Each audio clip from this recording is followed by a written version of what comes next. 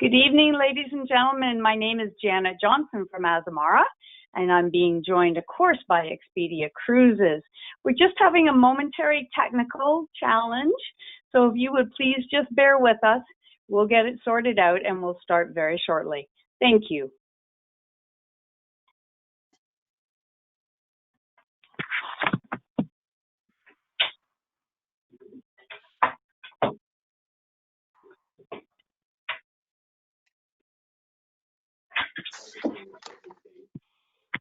Windows. Yeah. Hmm? It was up earlier. Yeah.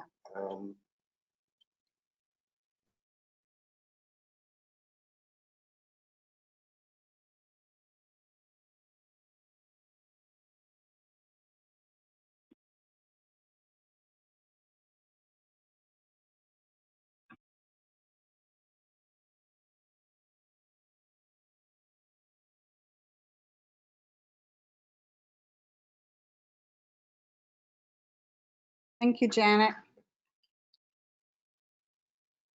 You are most welcome, Lisa. Give me one moment, just checking presentation mode.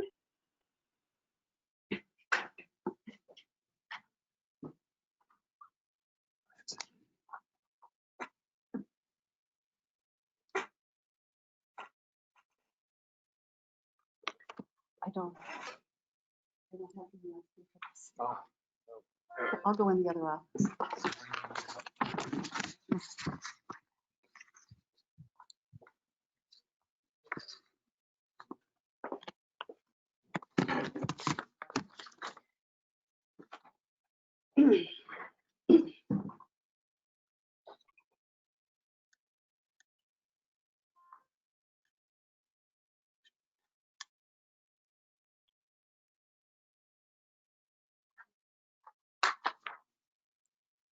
Okay, ladies and gentlemen, it's just, I think, 7 o'clock on the hour, and I'm just going to ask my friends at Expedia Cruises if you can hear me and can you see the screen slide that says the presentation will start shortly.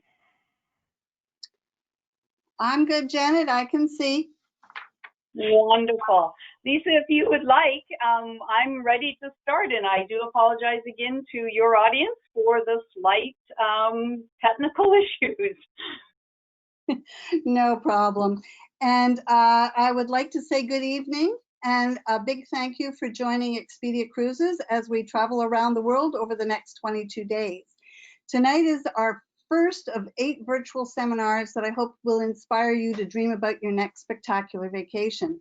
So let's just cover a few ground rules before we get started. If you do want to ask a question, please use the chat feature.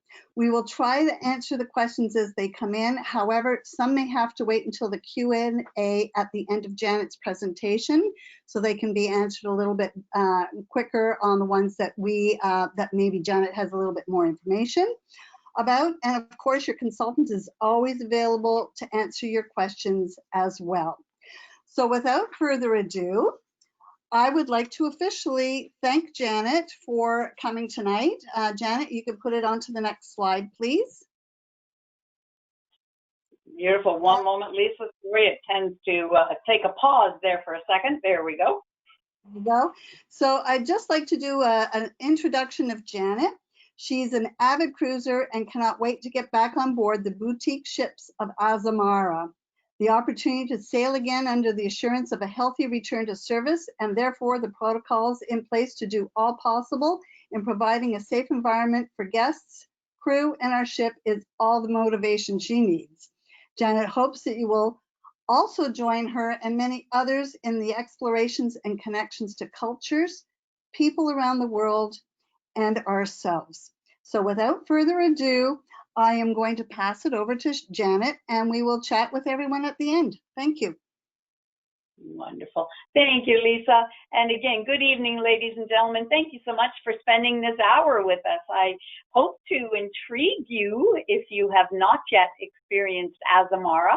We would love to welcome you aboard. And I know that many of the consultants at the 3 different Expedia Cruises offices in Mississauga have actually cruised on Azamara. So I've heard a rumor that it's one of their favorite cruise lines. So I happen to agree, of course, but a little biased.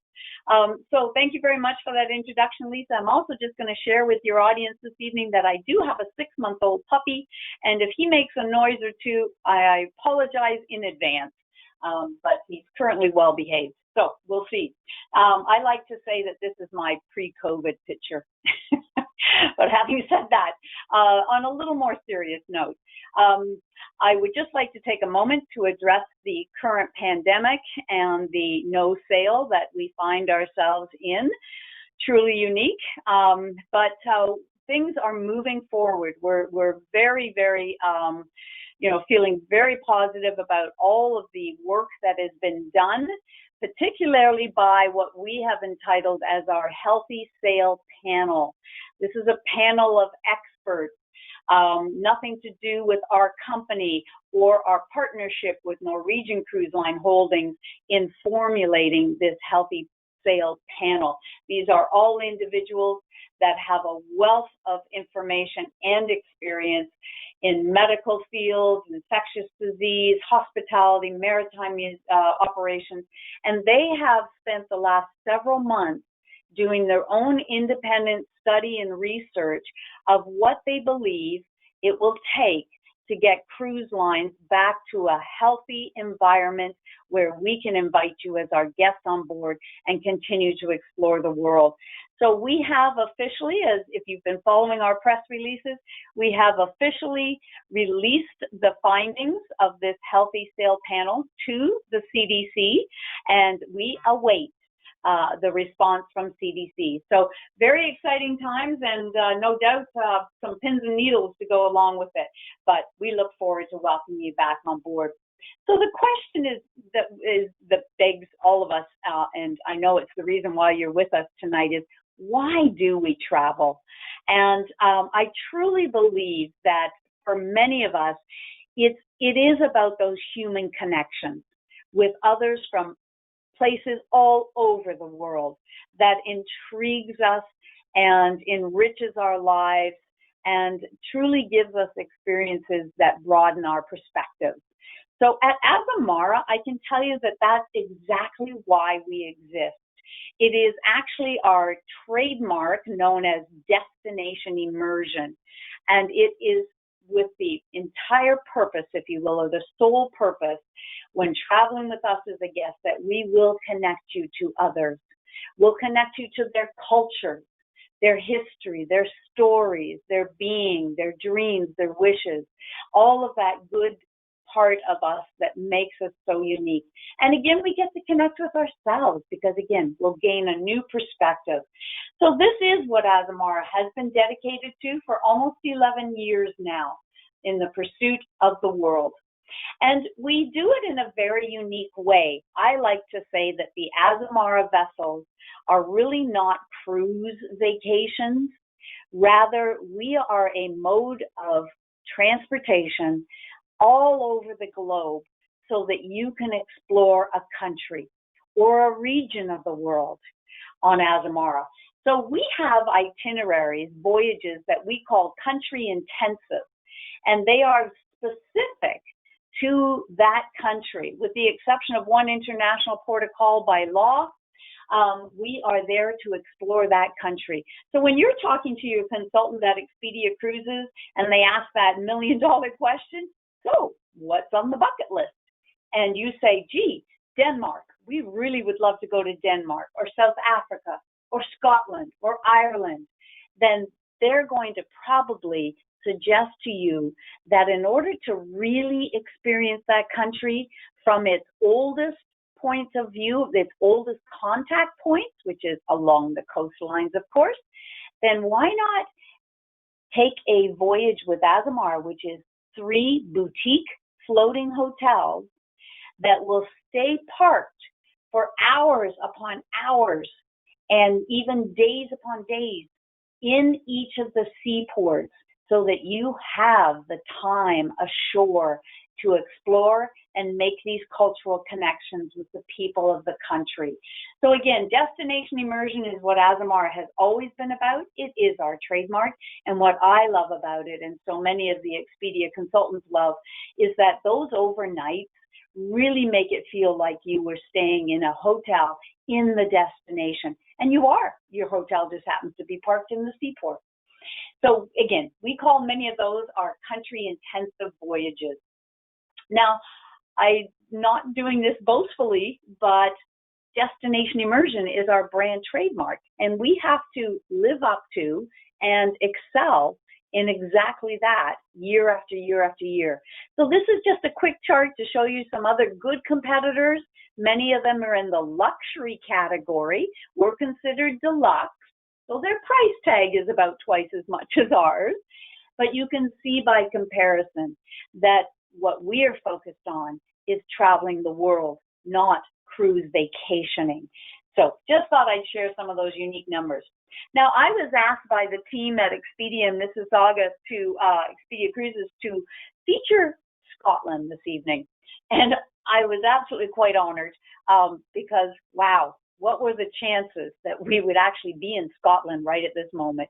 So a once in a lifetime, truly hope for, photograph. These are our 3 floating boutique hotels. They carry 702 guests when at full capacity. They have 407 crew members to look after our guests.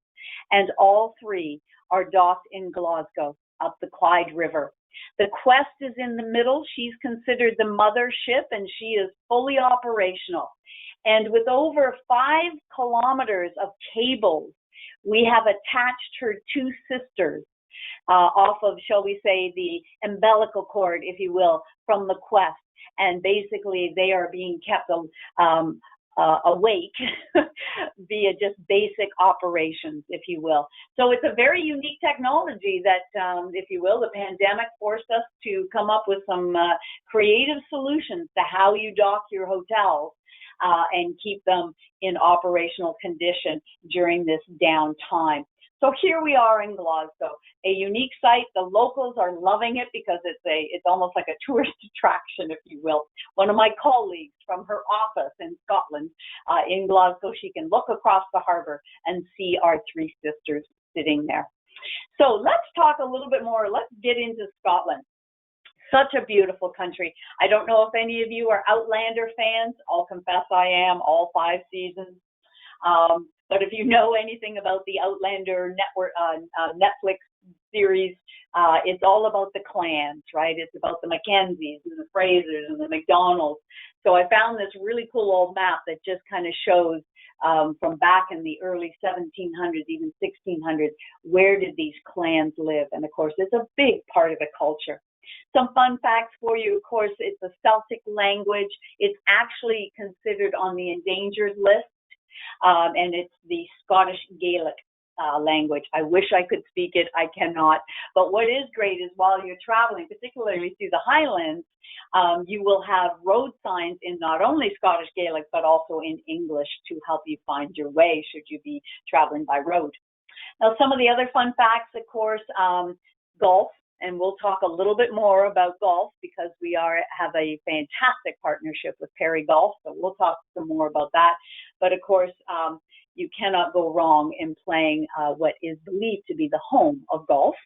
And then energy, I found this really kind of interesting that Scotland is very progressive in terms of its energy. In fact, by 2030, the government hopes to have over 50% of their energy source from renewable. So quite progressive in that way. And of course, sports. The one that we all know of and think of when it comes to Scotland, I think, is probably football or soccer, if you might be from this part of the world. And of course, they are the world's first official international association.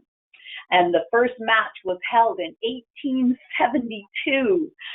It was a match between Scotland and England with a result of a 0-0 draw. So if you're a football fan, there was lots of cheering going back on in the 1800s for sure. But of course, it's now considered the most popular sport in Scotland.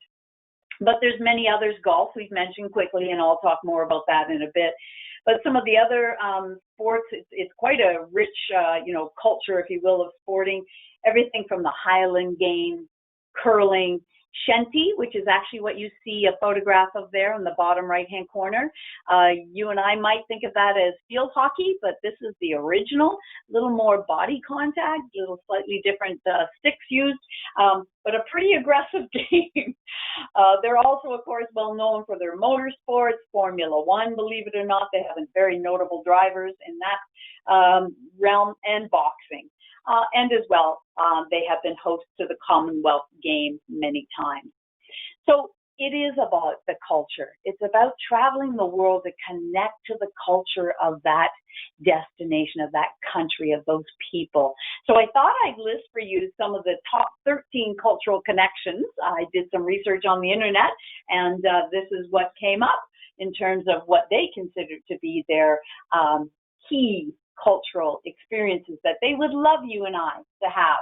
Now, bagpipes and festivals like the military tattoo, of course. Now, bagpipes are not unique to Scotland, but the Great Highland bagpipe, which is native to Scotland, enjoys the greatest international visibility due to its use in the British military, and that would be the military tattoo, which is hosted in August.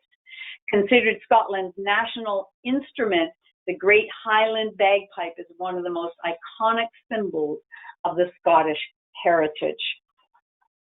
Now, when it comes to food and drink in Scotland, although the deep-fried Mars bar is jokingly said to exemplify the modern Scottish diet, Scottish cuisine offers traditional dishes such as fish and chips, haggis, arboros, smoky, salmon, venison, Bangkok, stovies, Scotch broth, tatty scones, and shortbread. I don't know about you, but I happen to love Scottish shortbread. And of course, Scotland is also known for its Scotch whiskey distilleries as well as Scottish beer. Of course, there is a unique, which many people may not be familiar with or aware of, but there's a huge French influence. And it dates back to the Middle Ages and the early modern era. French cuisine played a role in Scottish cookery due to the cultural exchanges brought about by the Auld Alliance, especially during the reign of Mary, Queen of Scots. Mary, it is said, on her return to Scotland, brought an entourage of French staff who were considered responsible for revolutionizing Scots cooking and for some of Scotland's unique food terminology. And of course, haggis. You must try the haggis, of course. And as they say, it is a shame that great Chaton o' the pudding race should be regarded by some with such a mixture of horror and humor. The vision of sheep's stomachs and other intestines seems to put some people off, but it has long been a traditional way of using up parts of animal which otherwise might go to waste. Made properly, it's a tasty, wholesome dish with every chef creating his or her own recipe to get the flavor and texture, dry or moist, that suits them. Personally, I have tasted haggis, and I prefer a kind of a really spicy, herby flavored one where the flavors will linger on your palate after it's been consumed. But it was funny, I was looking in a cookbook and it actually suggested that haggis, rather than trying to make it, can be ordered online these days. Now, it's not all about the drink, but we should talk about the drink, of course. Some of it being non-alcoholic, of course, but even the apple broth, which is prepared from oatmeal broth with honey and cream and of course whiskey during festive occasions, but it is often consumed as a non-alcoholic beverage. Now, Dubonnet, always my mother's favorite drink.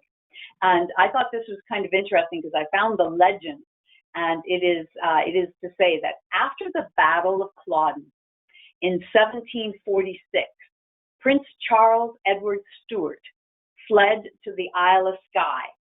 There he was given sanctuary by Captain John McKinnon of the Clan McKinnon. According to family legend, after staying with the captain, the prince rewarded him with a prized drink recipe. This version of events actually is disputed by historians who believe it to be nothing but a story concocted to sell the beverage to boost the sales. But the legend holds that the recipe, which at that time had no known name, was given by Clan McKinnon to John Ross in the late 19th century. John and his son, who was a local businessman and ran the hotel in Bradford on Skye, was the one to then begin to experiment with the recipe at the hotel. And today, you and I enjoy it as Dubonnet. Now, beer. Did you know that brewing of beer in Scotland goes back 5,000 years? And it's suggested that ale could have been made from barley originally. So, how does one go about ordering a beer in a local pub? The first thing one should know is that there's 4 levels of potency: light, light, heavy, export, and wee heavy. So there's four degrees, if you will, of potency. So one should be aware of that. And if you're looking at the symbol in the photograph there, you see the /. Now that's used as the symbol for shillings, exactly, which is to say shillings and 0 pence. So this is how one should order a beer in a pub. May I please have a pint of 90 shillings or 80 shillings, depending if you want the wee heavy or just the export. So lots of fun to be had. And I wanted to share with you very quickly that when you are traveling with Azamara, amongst our curated shore excursions for your consideration, please know that while visiting Scotland, there are over a dozen different distillery experiences, and I just thought I'd flash a few of them up on the screen for you just to give you a feel. So I thought I would take you through a typical voyage. Now, we don't do Scotland more than about 2 or 3 times maximum in a calendar year, and that is because our vessels are constantly hugging the coastline.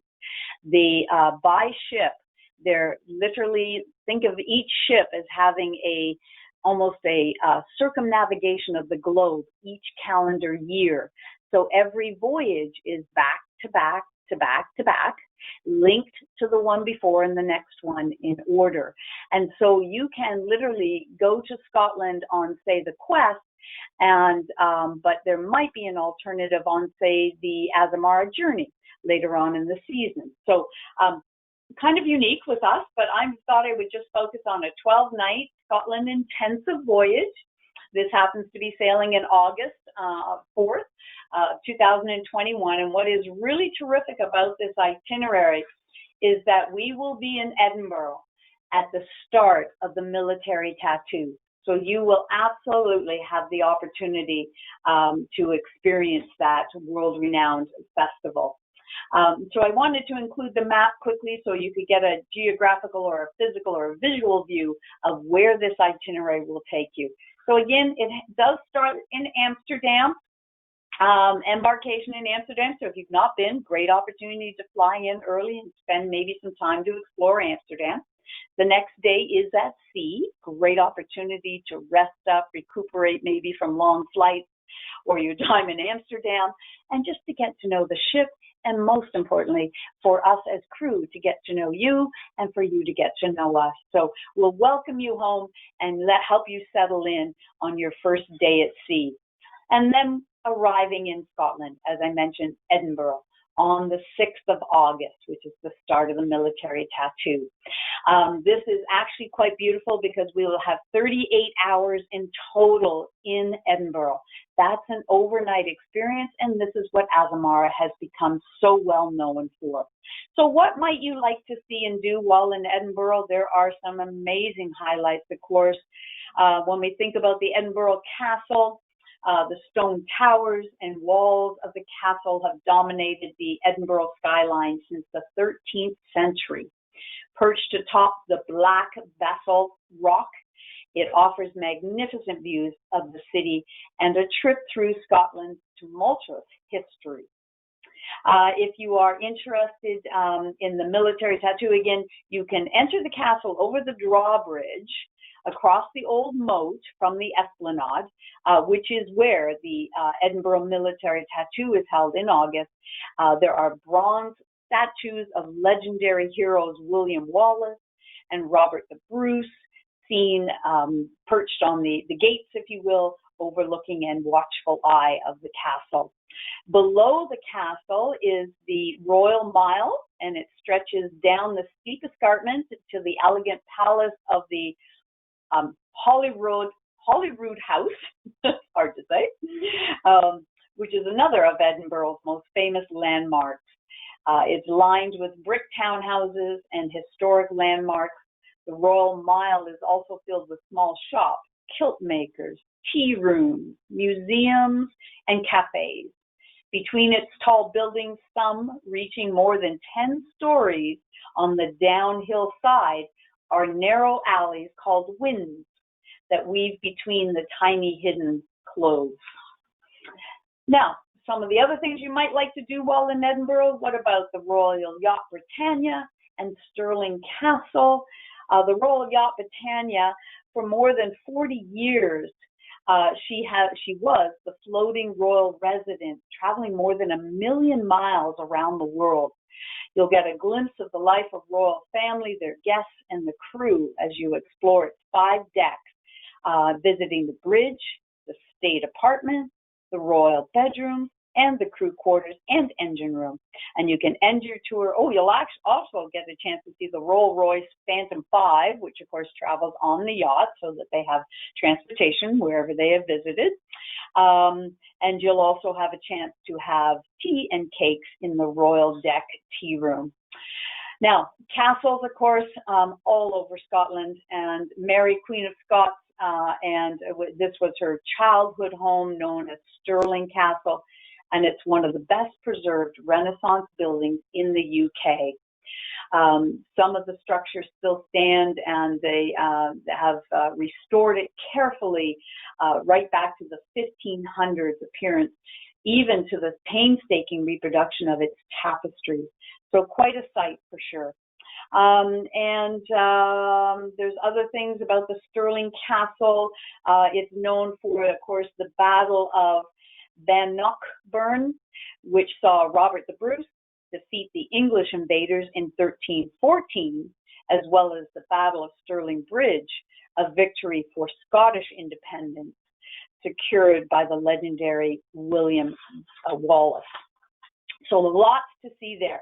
Now, this I find really fascinating. This was my colleague, Nikki, Scottish and gal, born and raised and living in Glasgow. And she told me that many, many tourists miss this because it's almost unspoken of in some ways. But underground, if you will, if you'll step back in time and enter the year 1645 on this unique stroll through the underground streets of Queen Mary's Close.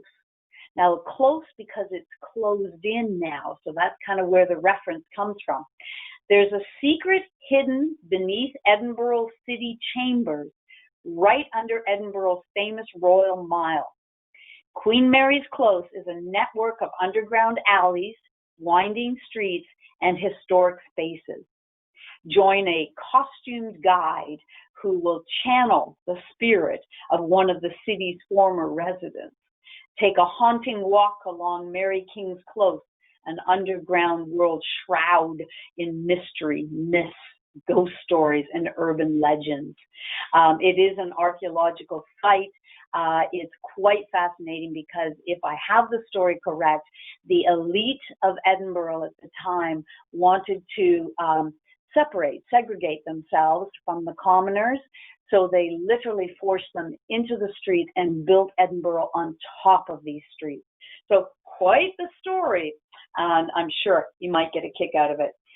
Now, if you're into the stately homes that dot the countryside of Scotland, if you will, you might be interested in Broomhall House. This is a historical tour, and you're going to get swept back through the ages on this exclusive visit to the historic Broomhall House, where you'll meet a relative of King Robert the Bruce. Enjoy an hour-long drive to Broomhall House, the grand family estate just outside of Edinburgh. As you go down the stunning driveway, you'll get your first glimpse of a house built more than 300 years ago. Located on a secluded 2,500-acre private estate, the Broomhall House will be open just for you. This is as an Azamara guest on one of our curated excursions. A descendant of King Robert the Bruce will welcome you to the family estate, taking you on a memorable stroll. 13 generations of the Bruce family have lived in the home.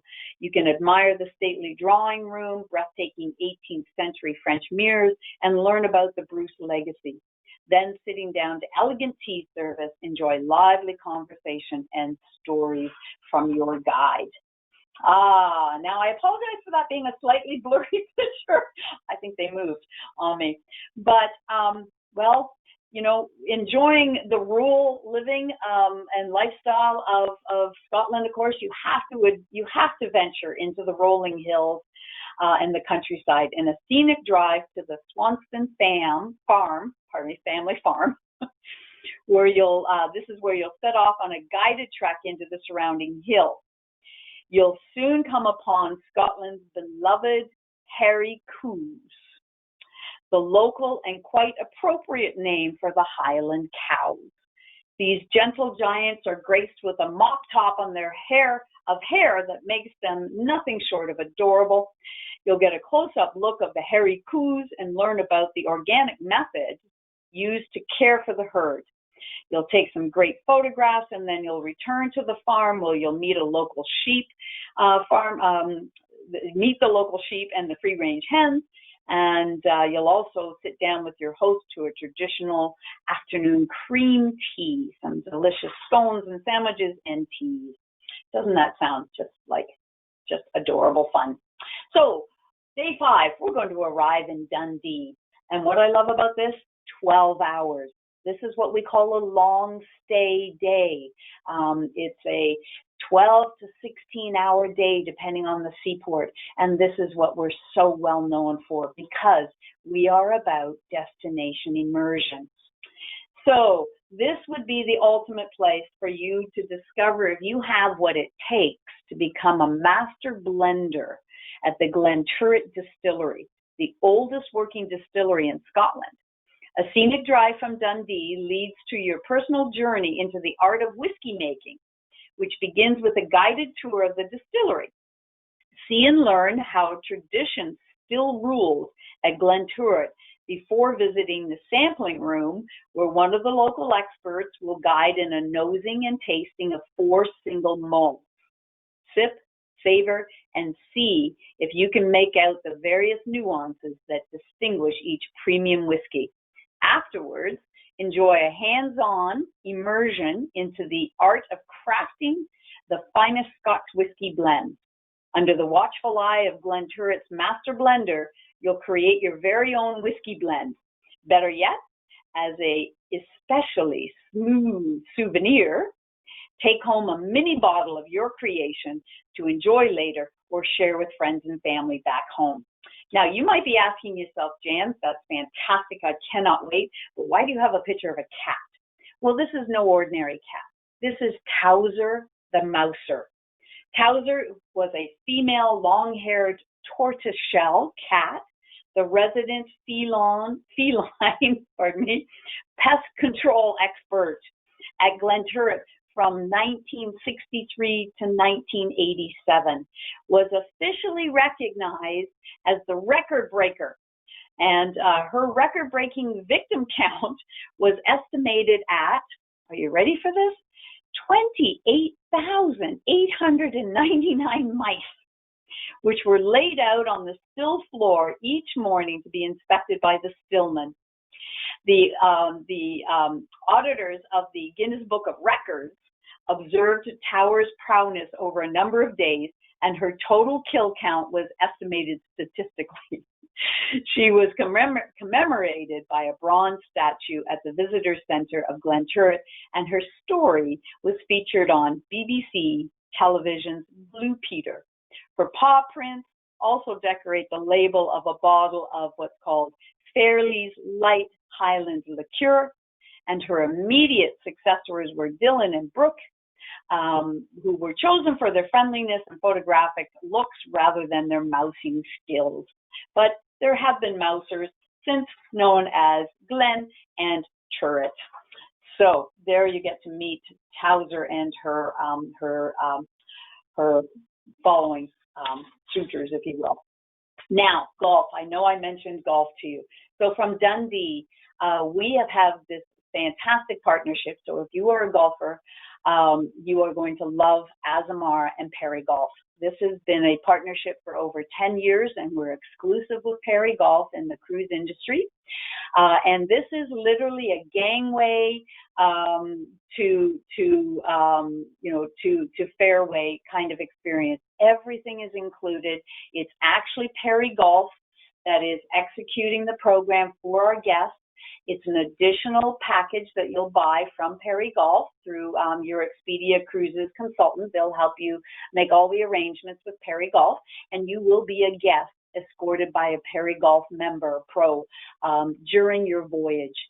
So if any of you, maybe one of you in the household is the golfer and the other members don't play the game, now you can have the very best of both.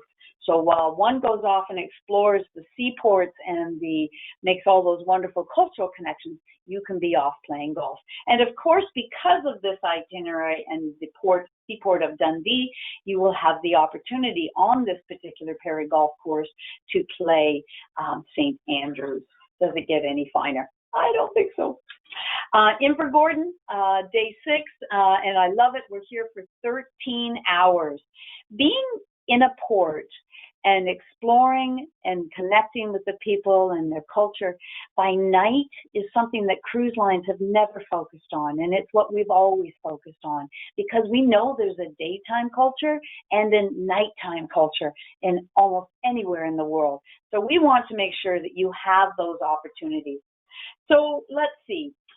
In this part of the world, think of Loch Ness, and you'll probably picture the mythical monster that, according to legend, has made this 23-mile-long loch home for countless centuries. The largest body of water in Scotland's Great Glen, Loch Ness, is part of a waterway connecting the east and west coasts of Scotland. It and 3 other lochs are joined together by the Caledonian Canal, which you can cruise on short excursions or a 6-hour voyage from one end to the other, through the canal locks that adjust to the varying water levels. The canal and each of the locks are surrounded by some of the most beautiful highland scenery, but no part is more scenic than Loch Ness itself. And you can go into the town of Loch Ness. There's some fabulous exhibits and things and pubs and just places to go and explore while you're in Ness, looking for Nessie herself, of course. Now, I'm hoping that some of you have a real love of photography, whether you consider yourself an amateur or a professional. And Azamara, because it's so incredible in the Scottish Highlands, we put together a short excursion. We offer a short excursion where you will have not only an expedition adventure, but it will be guided by a local expert and professional photographer, a gentleman by the name of Tim Winterburn. You're going to go off on a 4-wheel road adventure, if you will, through the Highlands, and he is going to help you take the most stunning of photographs, which you, of course, can then share with friends and family on your return.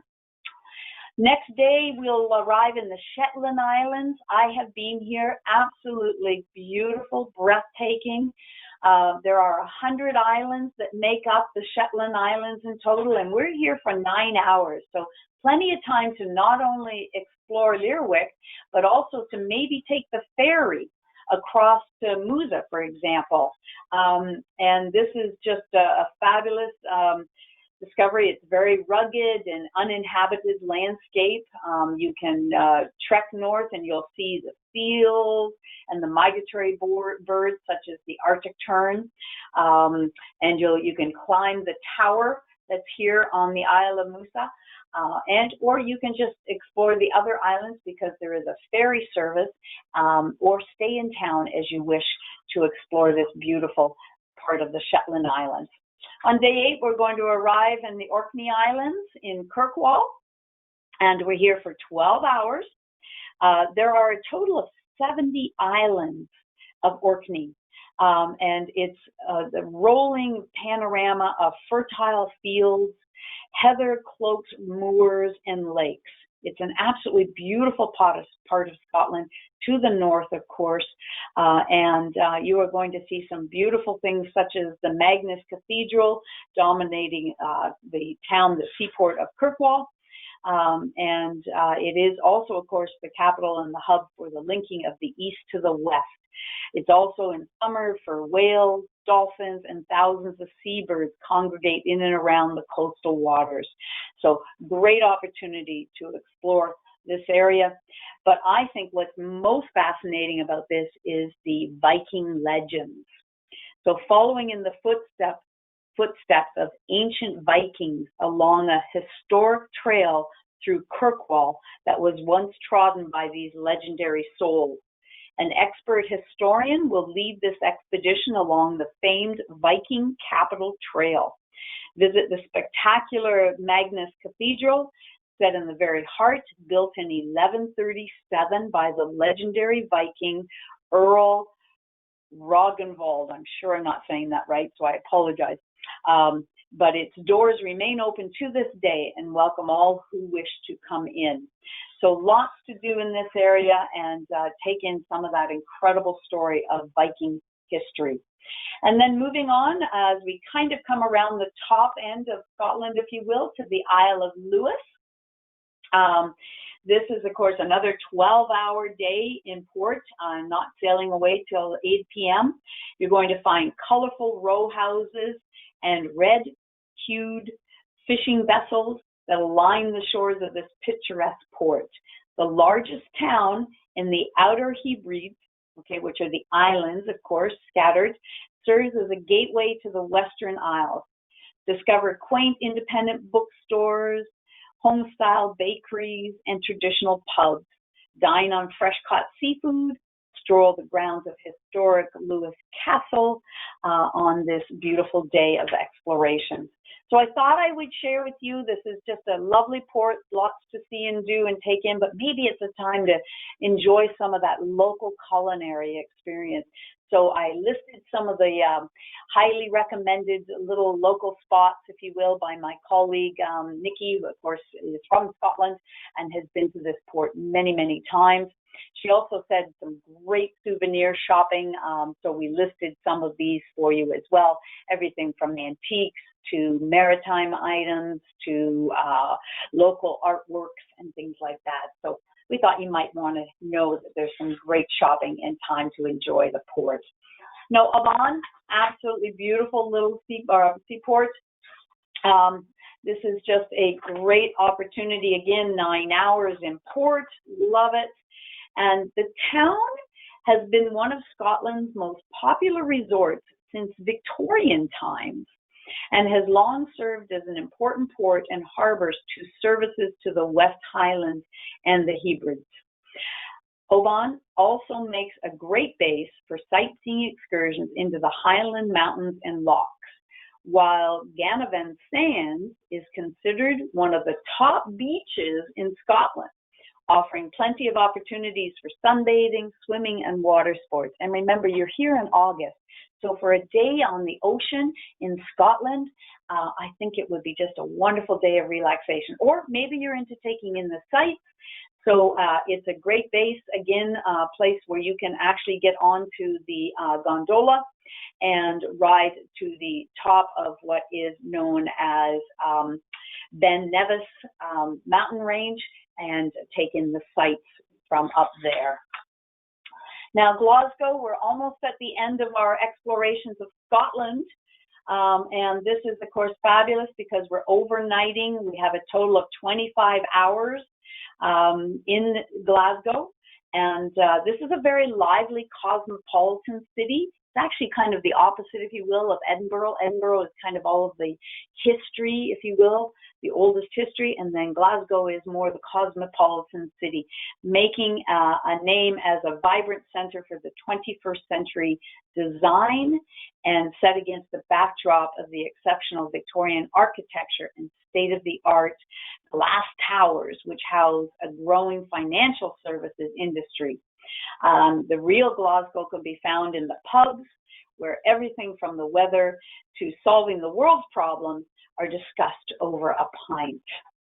Now, there's many things, of course, to see and do while in Glasgow, and of course, we're overnighting again. It's located up the River Clyde, and it has been again transformed from an industrial city to the cultural center of Scotland, with excellent museums, art galleries, concert venues, and festivals. The Gaelic name, meaning lovely green place, is quite apt, given its 70 parks and open spaces. Music lovers of all kind will find plenty of things to do in Glasgow, known as Scotland's music capital, with venues that include the Theatre Royal, home of the Scottish Opera, and the Concert Hall, home of the Royal Scottish Orchestra. As well, the Music Festival and the Highland Games are hosted here in Glasgow. And of course, there's the chapel, and next door to the chapel is the Museum of Religious Life and Art. And next to that is the Victorian Gothic Garden Cemetery that covers 37 acres, that has famously been described as the City of the Dead. It's filled with not only beautiful memorial stones, all told, some 35,000 of them, but also sculptures and buildings designed by Glasgow's artists, including Charles Rennie Mackintosh. So wonderful, wonderful sights to take in. And you might be interested, of course, in the art galleries, or maybe you're interested in the Riverside Museum in Tallship. Very unique, beautiful, modern building. And here you'll visit attractions, everything to do with the history of transportation by land and water in this eye-catching venue. So as we finish up our time in Scotland, I thought we should do it on a poetic note. And no visit to Scotland is complete without visiting at least one or two sites associated with the country's most famous son, poet Robbie Burns.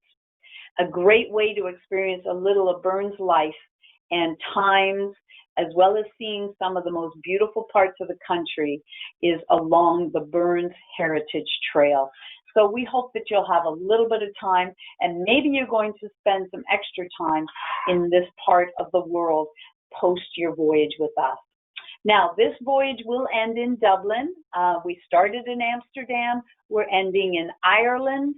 That is a part of the requirement, again, when we're doing country-intensive voyages, that we must have at least one international port of call. And so we will end our travels in Dublin. This is a great opportunity possibly for you to stay in Dublin and explore this beautiful, beautiful city. Now, also, I wanted to mention that while you're in Dublin, of course, there's so much to see and do. Even though your voyage comes in and ends the next day and you'll be disembarking, if you want to stay a little longer, we can offer you a great hotel package to do exactly that for 2 or 3 nights. Or maybe you're even just going to stay on board and do the very next voyage with us. And guess where that's going? It's headed to Iceland. From Dublin to Iceland, with a full circumnavigation of Iceland and returning to Dublin. So having said that, the other destination that I was asked to feature for you tonight is Ireland. Somewhere back in my heritage, there's some Irish blood. I wish I could speak the language. I cannot, but I will do my best to highlight a little bit of an itinerary through Ireland, if you will. Again, it is a country-intensive voyage, so it's 12 nights with 5 ports of call being those late nights. Those are those 12 to 16-hour days in that seaport for you to go ashore and explore. And there's an overnight port of call as well. So this voyage will sail then from Dublin to Southampton.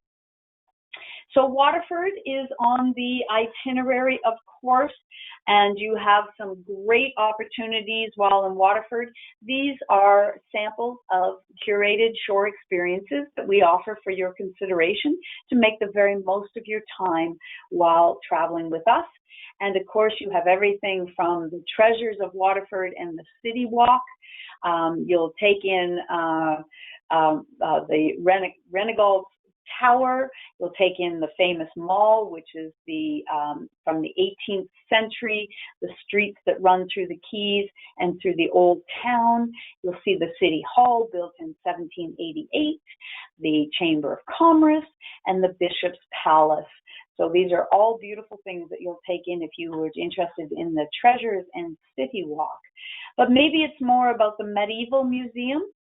Return to the Viking era. Enjoy a small group, no more than, actually, it'll be interesting, of course, I don't know exactly how many guests we'll be traveling with on shore excursions at this moment in time, but if this were not COVID time, then we would have no more than 25 of our guests on this excursion, because it is a guided excursion, and it's led by the museum director. And you will find out everything about the Viking history from this part of the world.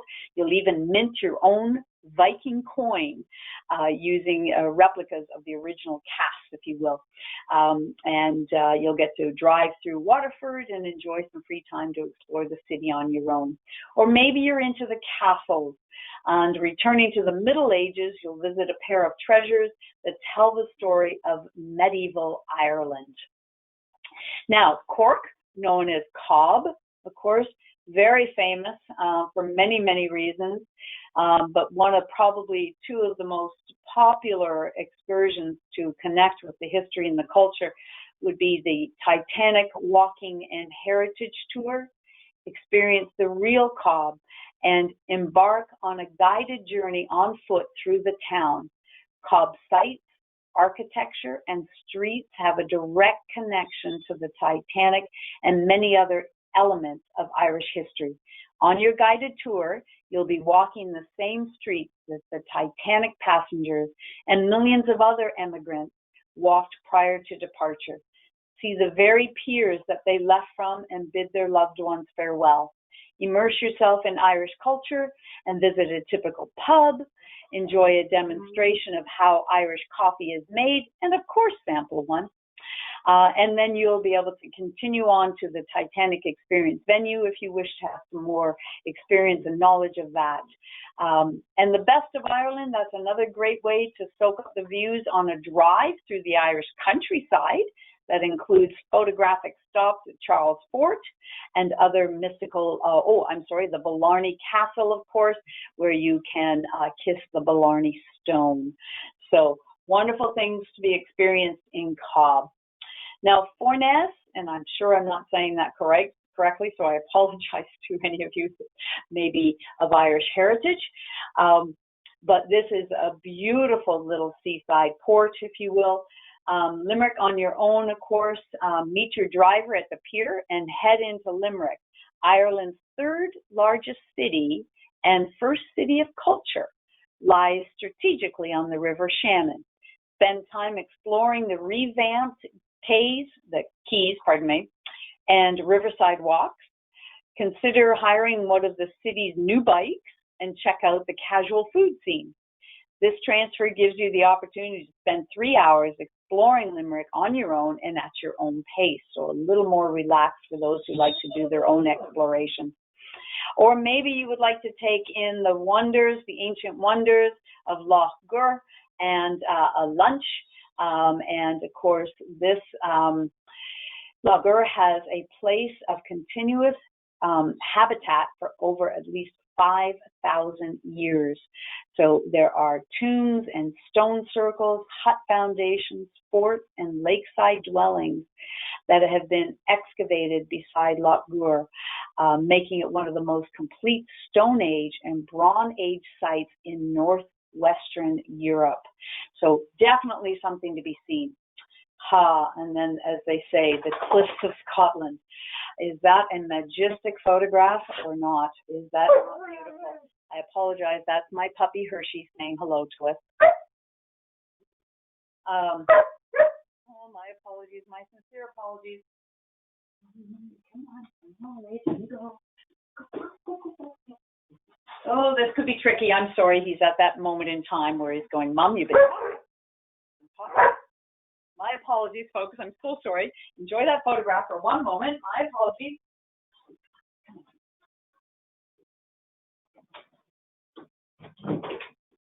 And we have locked him out of the room. Okay, my apologies.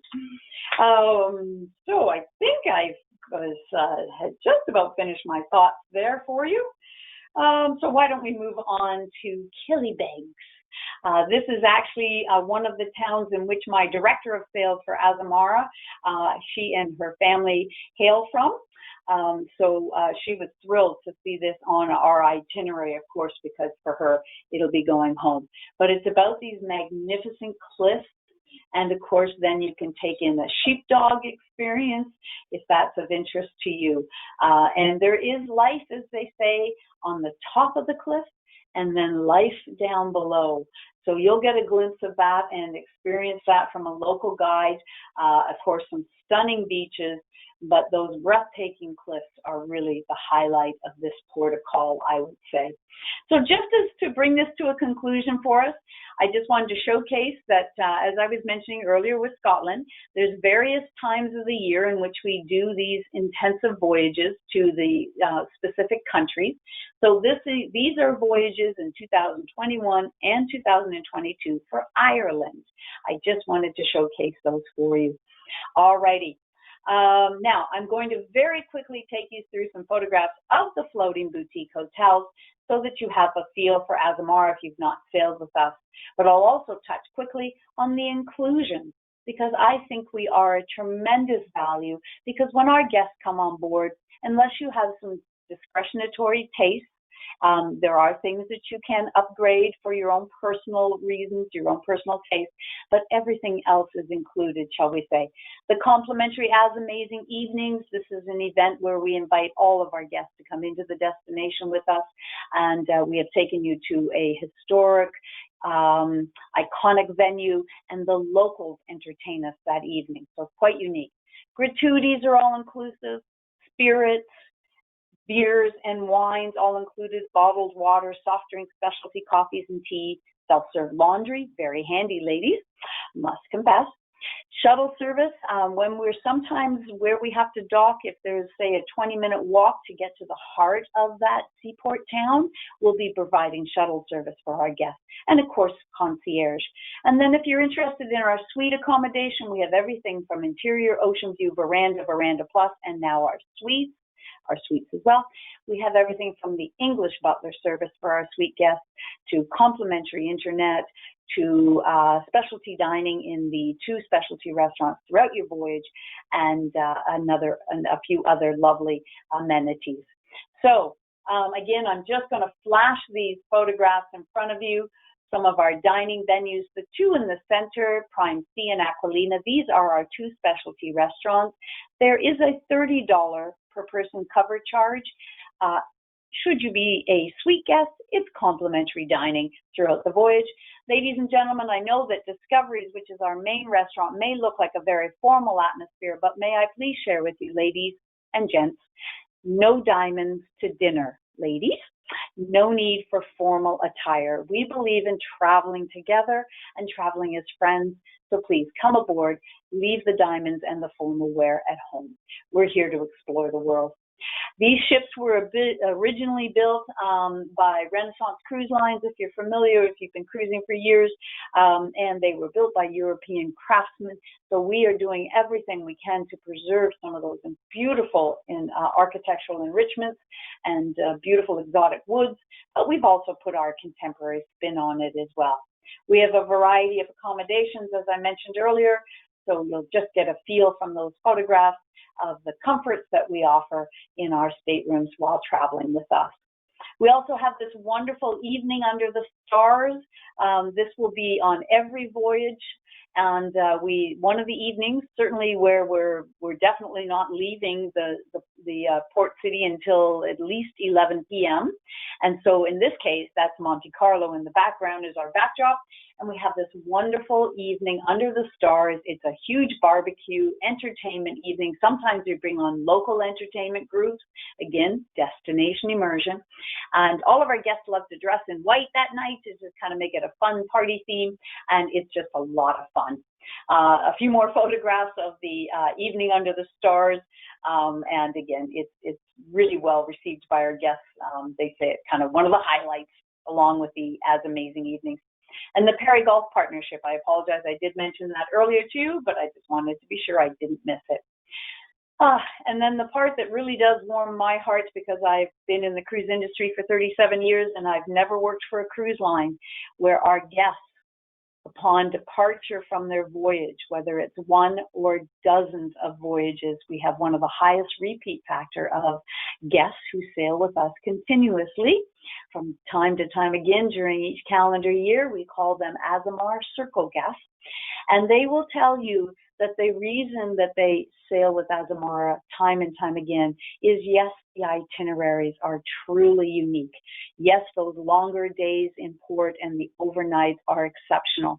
They know they're immersing themselves into the destination they've chosen to explore. But it's our crew. It's our family, as we call them. As our guests say, they are our heart, our soul, and our crew. And I have received hundreds of emails over my years with Azamara from guests who say, oh, can you please tell me if Captain Carl will be at the helm when I go back on board in July? Will Eric de Grey, your famous Canadian cruise director, will he be on board when I'm traveling in September in Norway? And Heike, and it goes on and on. It's really quite lovely. It's very important to us. The gentleman who created Azamara 11 years ago, Larry Pimentel, he said to me one day, Janet, I can teach anyone hospitality skills, but I cannot give them a personality. And he explained to me, went on to explain that he hires all of our employees who have now been with us for years based on their personalities. So their skill sets are exceptional, of course, but they are just wonderful, beautiful people who are traveling the world every year, around the world every year. Wow, that sounds fantastic. So I'm just going to, I know I need to wrap this up, Lisa, and everyone at Expedia Cruises in Mississauga. So may I please just offer to your clients this evening the World Explorer sale, which is the big event in the month of October. Azamara has an exclusive offer for you. You may book absolutely any voyage. And by saying that, we have just recently announced and opened for your consideration all of our voyages in 2022 till the end of first quarter 2023. So any voyage that you would like to book, there is a onboard credit. Thank you. It's a gift to you from your Expedia consultant of $300 if it's an ocean view, $400 if you're considering a veranda, and $500 if you're considering suite accommodations. So please reach out to your Expedia Cruises consultant, and they will be happy to ensure that that is added to your voyage, so that you can have a little bit of exploration on the from the benefit of Expedia. So, but also they have this wonderful program called Amenities Program, and there are select voyages where we're going to add an extra little $150 onboard credit. So please talk to them as that. Now, all of that is from Expedia Cruises, your consultant, but Azamara currently has our brand promotion in the marketplace. It's called Double Upgrade. And this is in place until the 18th of November. And I love this promotion because this, I think, is tremendous value. Not only are we almost all-inclusive on board for you, but now you can take advantage of paying a lower category price, but sailing in a higher category. So, for example, you could sail in a veranda stateroom for the price of an interior stateroom. You can sail in one of our new Veranda Plus staterooms for the price of an ocean view. Or how about giving a suite a try for the price of a veranda? Alrighty. Now, this is not on all voyages. This is on voyages up into, including April 11th, 2022. So it does not include the new deployment that we just announced this week. But these are beautiful voyages from March of 2021 to the entire calendar year of April 2022. So we hope that you will take full advantage of these offers. Just if you are traveling solo, I apologize, that's a little fuzzy. But if you are traveling solo, please know that we on select voyages have solo supplements. But I can also share with you that if you book during double upgrade, the value is tremendous. And your voyage might also have a single supplement. So both are to your advantage. So ladies and gentlemen, I thank you so much. I apologize. I do realize I've gone over a minute or two, but hopefully you enjoyed touring Scotland and Ireland with me. And we would so welcome you on board as our guest to explore the world. So thank you very much. I'm going to quickly just click on the chat section. Oops, I apologize to you. I meant to keep it on the phenomenal photograph. I've hit too many buttons. I apologize. So Lisa, if you're with me, can I just ask if there are any questions in the chat box, or whether we will leave that to the consultants and the clients directly? At this point in time, we have absolutely no questions and no chat. So either you do a fantastic job of covering absolutely everything, and our customers are just spellbounded by the beauty of Scotland and Ireland. So I'm sure they're going to be saving their questions for their consultants. But if anybody does have any questions, please don't hesitate to pop them in. We'll stay on for a few minutes. I'd like to take this opportunity to thank Janet for her absolutely amazing presentation. I have traveled on Azamara, and it is a beautiful little ship. The staff is fantastic. The staterooms are spacious. Everything that she described is exactly what it is. We will be in touch with all of you to discuss, any of your further questions that we aren't able to answer tonight. But I'd also like to thank all of you for attending on behalf of Expedia Cruises in Mississauga, the Mississauga location on Mill Creek, the Mississauga Central on Credit View, and also the Mississauga East location on Ontario. We're really thrilled that you were able to join us tonight. So thank you very much. And I still don't see any questions. All righty. Again, my sincere thanks to Expedia Cruises. Lisa, thank you for co-hosting this with me, and appreciate the opportunity. Thank you so much. Good night, folks. Thanks all.